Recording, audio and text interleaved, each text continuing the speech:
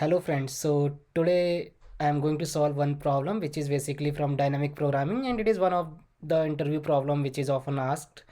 Here we are trying to find out in an array and subsequence which is basically increasing in value. So it's the longest increasing subsequence as for elements in an array. So for example, if we see one example over here, I have one array 55, 25, 50, 18, 100 and 39.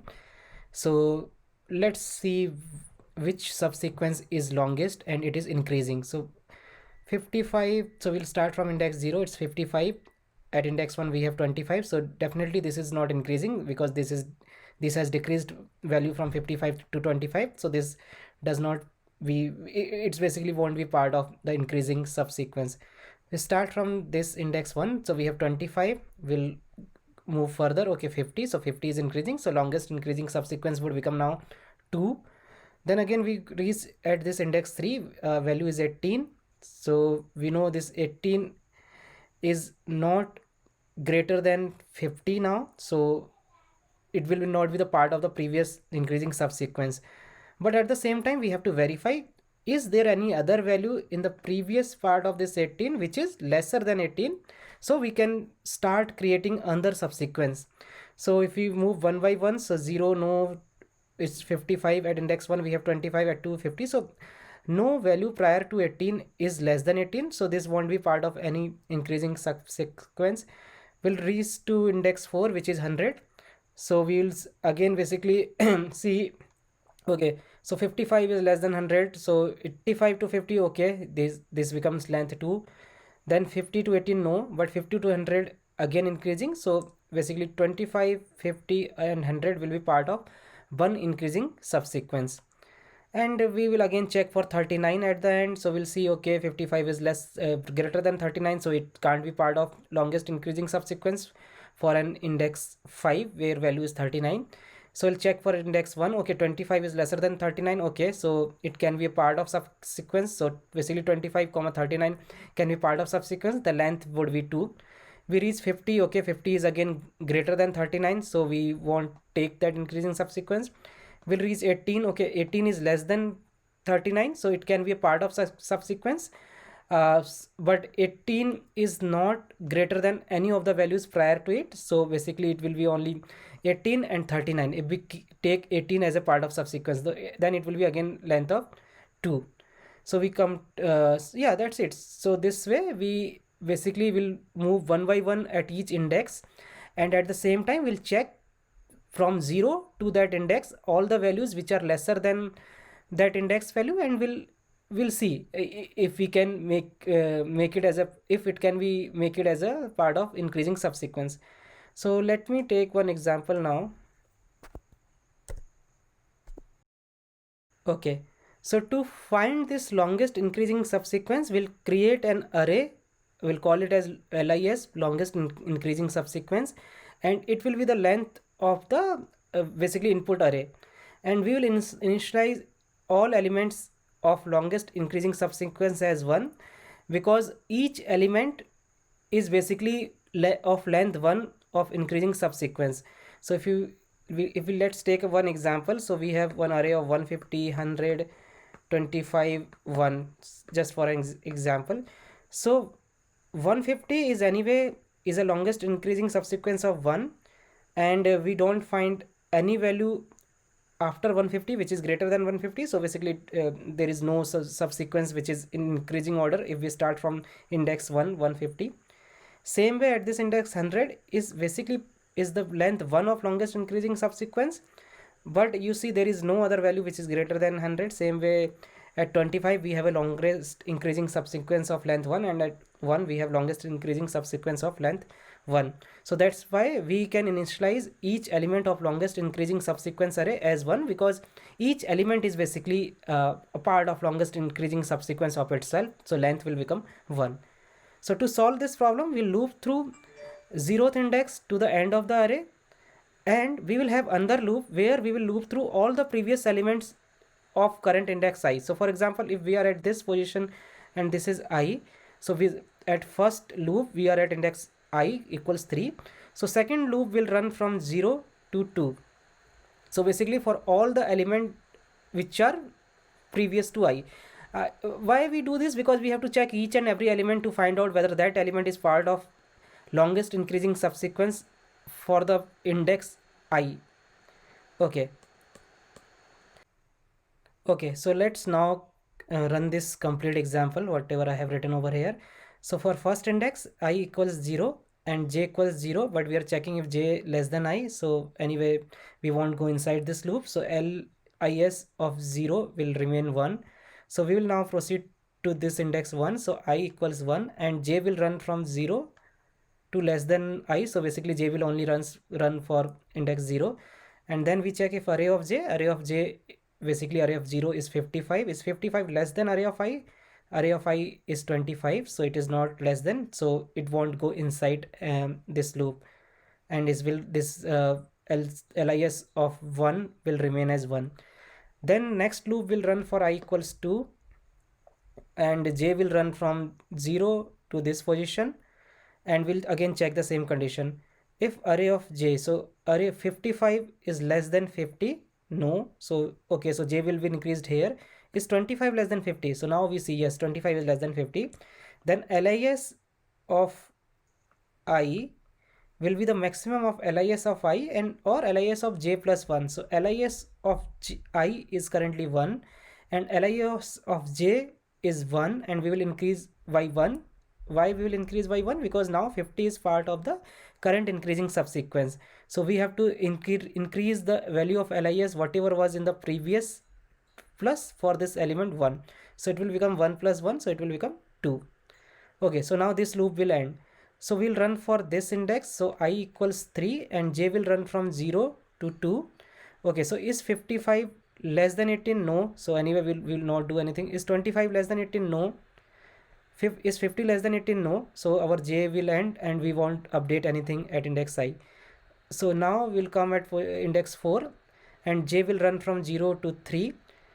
Is 55 less than 100? Yes, 55 is less than 100. So we will take maximum of lis of I or lis of j plus 1. So here lis of j is 1 and 1 plus 1 will become 2. So we will update here 2. Okay, now j will come to this index and we will check if 25 is less than 100. Yes, 25 is less than 100, and we'll take the maximum of lis of I. So currently it is 2 and lis of j plus 1. So 1 plus 1 2. So 2 is greater than 2? No. So we can basically it won't update any value over here. Okay, now we'll come here. J will come to this index 2. So value is 50. Is 50 less than 100? Yes, 50 is less than 100. So we have to take the maximum of current lsi, that is 2, or lis of j, which is basically 2 plus 1. So it will take 3. So it will update this value as 3. Okay, now we'll come to this index 18. 18 is less than 100. So again it will come here.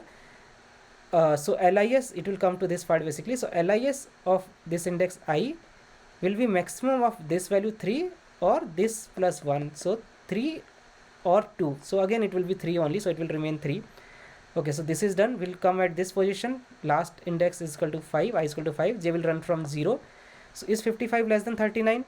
No. Is 25 less than 39? Yes. So 39 lis will become lis of j plus 1. Basically it will become 2. And then it will come here. This index is 50 less than 39? No. Is 18 less than 39? Yes, 18 is less than 39. So we will update its value if the current value at lis of I is less than lis of j plus 1. So 1 plus 1. So lis of j for this index is 1. So 1 plus 1 is 2. Is 2 less than current value at I of lis? No. So we anyway won't update.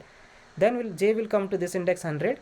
So is 39 less than 100? Oh sorry, is 100 less than 39? No, right? So it won't do anything. So our final lis will come as 1 1 2 1 3 2. Then we'll loop through this lis array and we'll find out the max value, which is basically 3. So we'll conclude the max length of longest increasing subsequence is 3. Okay, so this is the way how we can find out the length of the longest increasing subsequence. I'll go through the code and I'll let you know how we can find the exact values of longest increasing subsequence, so that the answer would return for this value as 25, 50, 100, right? Because this was the increasing subsequence which gave us the value of 3. Okay, we'll see this in the code. And also one thing to notice, there can be multiple subsequences of increasing subsequence which can be of the same length, so you can basically return any of the values of those longest increasing subsequence. Okay, so let's go through the code. So I have taken one example here. So if you see this integer array, it is our example. This is the same example which I had solved to see the longest increasing subsequence in previous example. Here I am taking two arrays. One is which will hold basically all the lengths of increasing subsequence at a particular index. It will be of total length of the array size.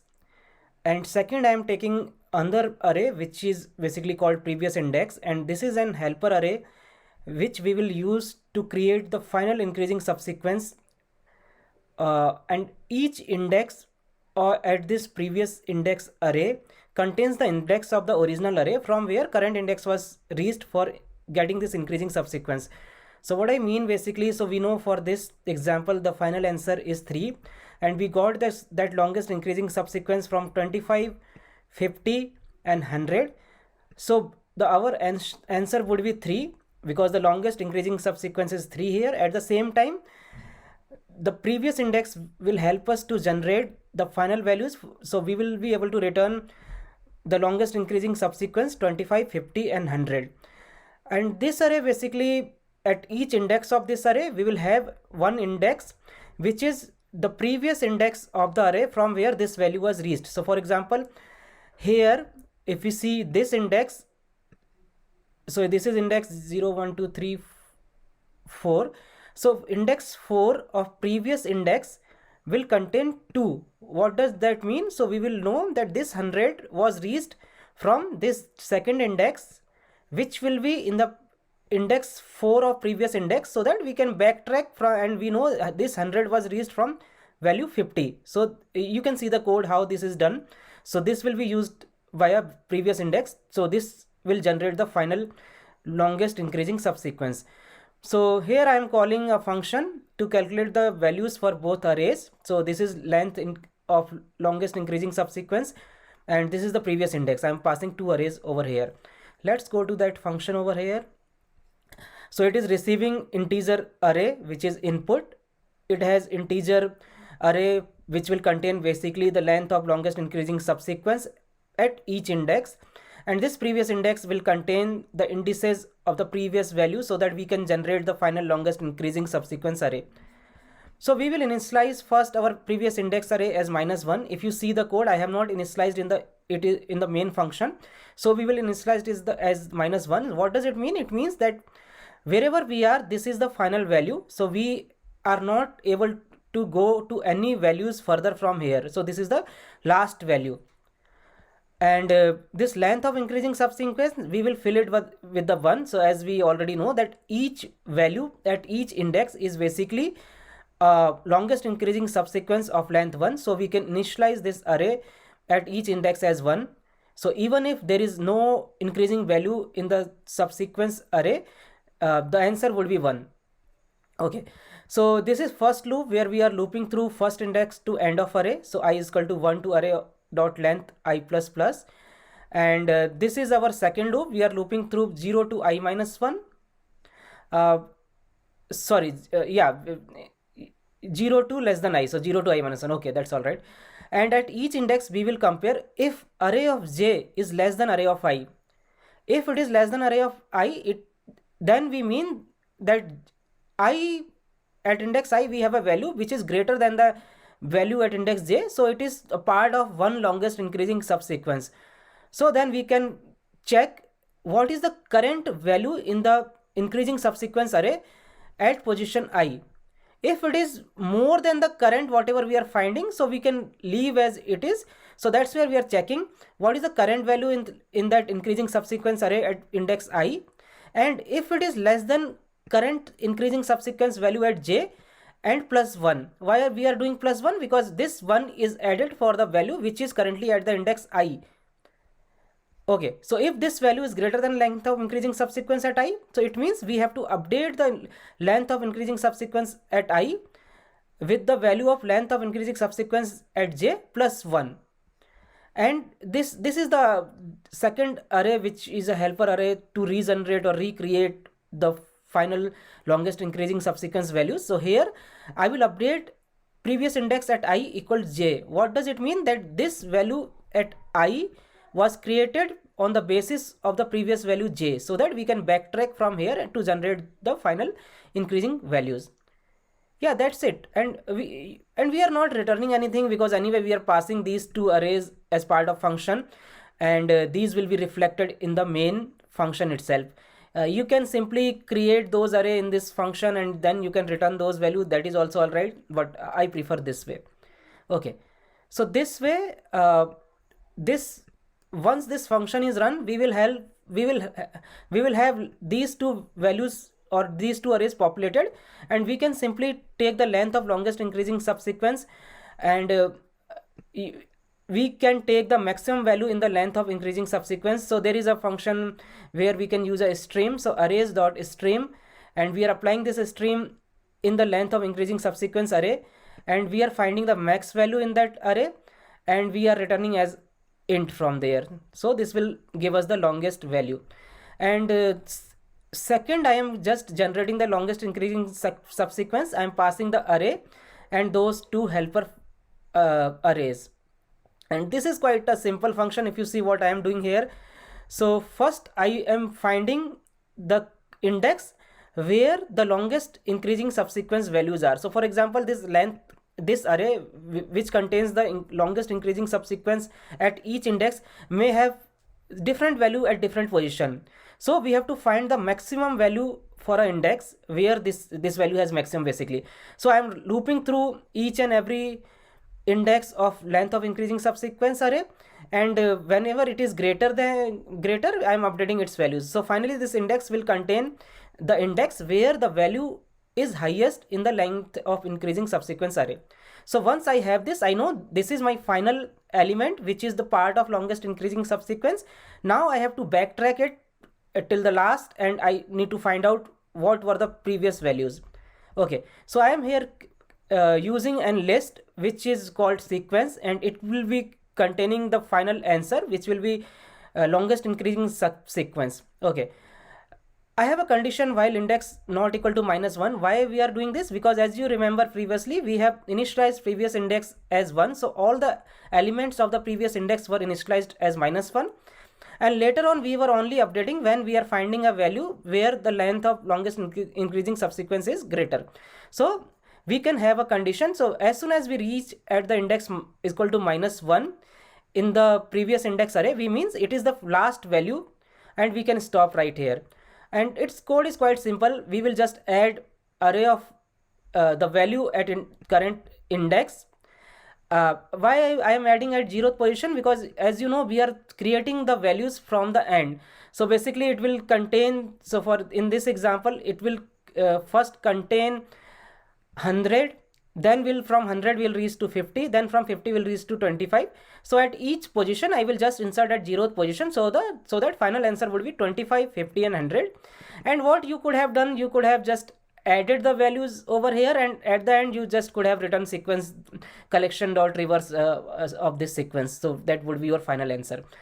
Once I have added the value, I need to update the index. So I need to now reach from current index to the previous index from where this value was created. So it's quite simple. We need to update the index with the previous index value at the index. So what I mean over here, okay, so previous index at this position will contain the value 2. So now we'll update the index, the values from this index, whatever is there in the previous index. I know this is quite confusing, but if you see those array values, it will be easier for you. So you can just walk through again with the code and whatever example I have given. So from 100 you can reach to 50. From 50 the index will be updated to 25, and at 25 the index will be having -1. So at there we will stop and we will not loop further, and finally we can return this sequence. So this way we will generate two things. First will give us the length of longest increasing subsequence in that array, and second we can print the values of all those values. So yeah, let me just quickly run it.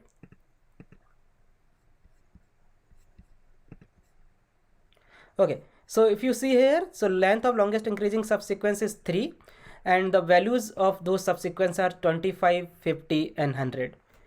Yeah, so that's it, friends. Oh, okay, so I forgot to mention the time and space complexity. Okay, yeah, it's very important to go through the time and space complexity to your interviewer, because they want to know what you have done. Do you really know how this program is going to behave? So this is very important part of the program.